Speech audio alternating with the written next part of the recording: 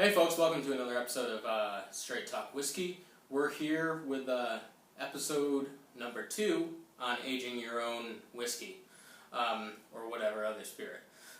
So this is part 2, which means that we've gotten our barrel. If you watched the first episode, we cleaned it out, filled it with water, let it expand, get all the leaks out that are going on, and so yeah, that's where we're at right now, and so that's just a brief recap of where we went. And so now this part will be about what you're going to age, and the plethora of different things that you can do to add different flavors that you might want to see in your finished product. So where to start? It's kind of hard to say because I'll just tell you what I did.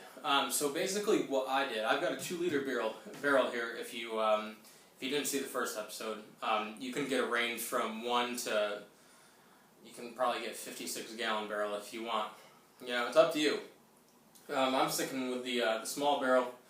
Basically what's going to happen with these smaller barrels is you're going to get more surface contact with the spirit inside, which in turn turns out to be less time in the barrel you need to actually get some aged product, of decent quality out of it. And that's going to depend certainly on a number of different factors. What you're aging, where you live, the temperature of where you live is really important, and how the wood kind of interacts with the spirit inside. So what I did was add beer to it. Now I added Guinness to it because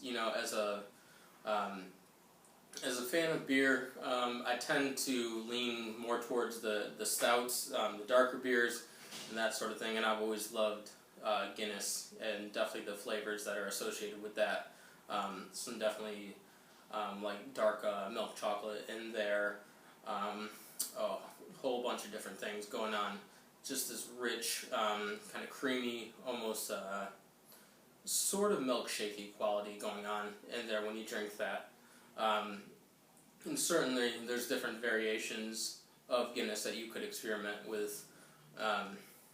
Different, I think they have a lager or something like that. Some American lager just came out. I'm not entirely sure what that is, but hey, this isn't about beer review, so I'm not going to go into that. But anyway, so this being 2 liters, I got a 6-pack of Guinness. And that basically got me enough, 750 milliliters, to get up eventually to the 2-liter barrel that I'm trying to age it in. So now one thing you have to realize is, just like when you're pouring out a beer, you're always going to have a head on it, right? All the foam that comes with it sits there on the top. So my advice to you is, when you take the bung out, which is this part, you stick the funnel in. I'd suggest getting a plastic funnel. Paper funnel might be a little too flimsy. I'm not sure, I haven't tried it. I just use a plastic one. But basically, you want to make sure that you've got your spirit going in, but that you're not creating a ton of this buildup of the head there of the beer. Kind of just give it time, let it settle. Because as I found out, and I wasn't really thinking too clearly when, I was just pouring it in and it was going in nice, but once I got up to kind of the last, maybe 1/4 of an inch to the top of filling the barrel, I got some of the foam started coming up through the funnel, and that's basically just because, that's rising up, and I'm trying to put more liquid in, so, it's just counteracting forces there, which didn't go too well. So what I would suggest is just filling it up, maybe 1/2 inch to the top. Let it settle down just a little bit. Let it take a seat, get the seatbelt on, and strap on in for the ride. And then pour the rest of it. You really want to get as full as you can to get the most interaction with the wood. Now, that's if you're doing beer inside it. What I wanted to do is just kind of get kind of almost like just a finish kind of going on there of just the beer. Eventually I'll put the spirit in there, but I want to be able to pick up some of that the Guinness tasting notes that are going on in there. And it's all experimental. I'm not sure how much of it will, carry over. It's all going to depend on, the spirit that I put in here, the amount of time it's aged, and that sort of thing. So, there's other things you can do. Wine is definitely one of them. Rum is an interesting idea. If you're washing out with Teeling over in Ireland, in Dublin, they have a small batch, which is aged in rum cask, which really kind of presents this unique flavor to a whiskey that I haven't really seen before. So you might want to go the way of rum there, and you don't have to go with that brand. Also, some people may just want to take their favorite bourbon, say it is Buffalo Trace, Kentucky Straight Bourbon, and maybe they want to see what it would be like, aged a little bit longer, a little more wood contact, and that sort of thing. Go ahead and try that. Wine, you can definitely try that. Experiment with, whatever you want. Cabernet, Sauvignon, you can try.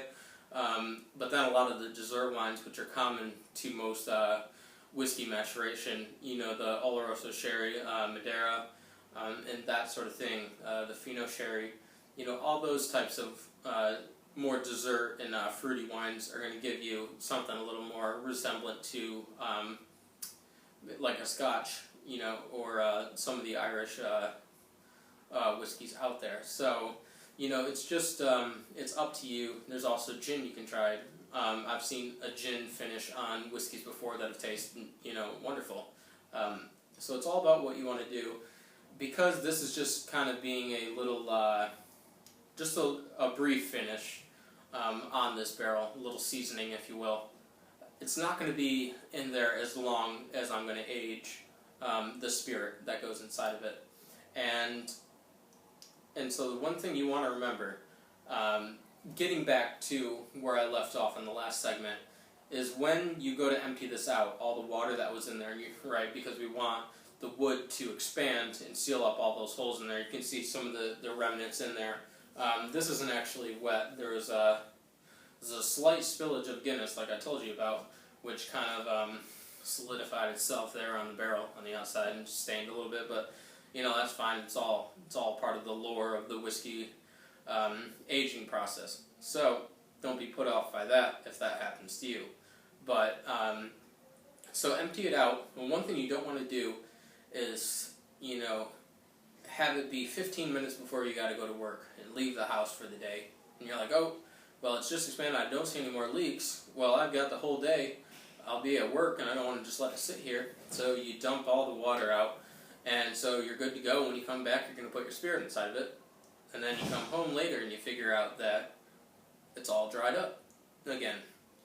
And you might not realize it, actually, because it's obviously mostly on the inside. But what you might find out is that when you go to put your spirit back inside, it might start leaking a little bit again, because you never know. Depending on how long you're away, it could be enough where that starts to contract again and start opening some spaces there, especially with the ends there of the barrel. That's kind of the most, that's mostly where your leaks are going to happen there. It's kind of on the heads of the barrel. So the point being that I'm trying to make is make sure that right when you empty this out, waste no time in adding whatever, either your spirit that you're going to be aging or whatever else you want to finish or season your barrel with. Do that right away. Waste no time in doing that. Now, I know the question's going to come up is how long do you have to let this age? It's not going to happen in a day. You're not going to see much of a change. I would say for the first, get-go, just take it month by month. And I would even let it go 2 to 3 months without even touching it, without trying to empty any out and taste it and see, if you have something marvelous or spectacular yet. As we know, whiskey making takes time. In the Kentucky, the straight bourbon world, it's a minimum of 2 years, and most people know kind of what that flavor is if you've had straight bourbon. Irish and Scotch, Whiskeys, you're looking at 3 years. So these things take time, and even the lowest low quality, things that have an aging, minimum requirement, say 3 years, they still have some time invested in them. So just take your time with it. Now, one of the main factors, which I mentioned before, is weather. Depending on where you live, I'm here in upstate New York now, where the temperatures are kind of steady around 80, but I'd say upper 70s to 90s. It's been a hot one year. Tomorrow's going to be 95 or something like that. So you have warm days, but most often the nights are relatively cool, anywhere from low 60s to a nice kind of flat spot in the 70s there. So there is that little bit of variation that you can play with in terms of heat. It's going to allow more expanding contraction going on with the barrel. Now, there's also a trick that you might be interested in looking at doing. Obviously, when you're aging whiskey, the big manufacturers and that sort of thing, big distilleries, they're going to go through all the seasons, that one place obviously, would go through in a year, to 3 years or however many years they're going to be aging it for. So one thing you could try is taking your spirit when it's in there and maybe popping it in, say, the fridge for, however long, maybe a week, and then alternating that and putting it maybe in a cooler spot, that still gets light. You don't want to just shove it in a cupboard somewhere. Someplace that does get some light every now and then, and then place it, not directly in the sunlight, but say next to a windowsill or on a desk or table or something like that, maybe your kitchen top counter, which still gets some light while it's still summer wherever you are. Just so that you can experience the arc of the seasons and the temperatures that brings. Just a thought. I'm not sure if I'm going to do that on this first round. I kind of just want to see what I need to play with timing wise and that sort of thing, and really just honing in on the spirit that I'm going to be using. Which brings me to the last segment of this part. Part 2 is if you're going to be putting eventually when you put your spirit in here, it's really important on what you put in. Like I said, you could just try aging your favorite bourbon. I'm not saying that this is my favorite. Or, rum. You could do the same thing with cognac, many other things, But if you're looking to age whiskey that has previously not been aged, some of the white dog, as you say it, that gets kind of hard because what you're looking for is kind of like the distiller's run, if you will, something right off the stills that's high in alcohol content by percentage, and it's kind of hard to find. Some people may say, oh, well, I've got, there's a whole shelf of moonshine at my liquor store or something like that. Well, I'd pay pretty close attention to those bottles, because if you look on the bottles, it's usually on the front, it has to be on there somewhere, you're going to see the proof and the alcohol by volume content. And oftentimes, the moonshine, which is not really moonshine, is at 40% ABV, 80 proof. The minimum standard that they can sell would still be whiskey or rum, whatever, and not blended.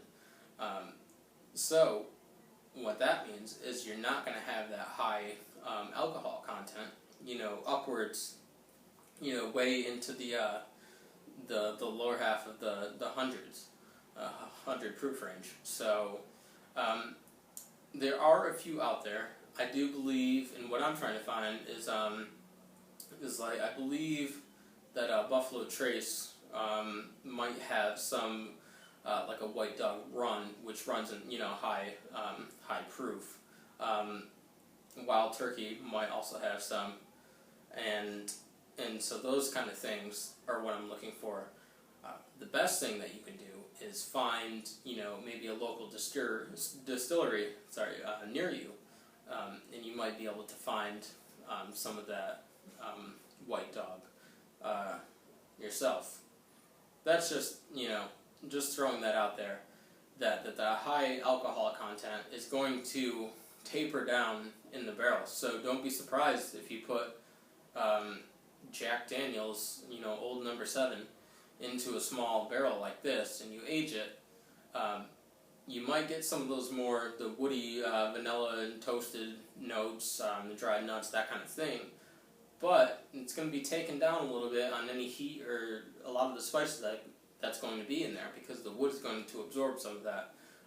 So that's why we want to start at a higher level entry proof into the barrels and then let it work its way down.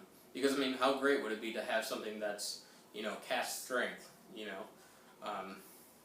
and then maybe you could put that on the bottle and sell that for $80 or something like that, just because it's cask strength.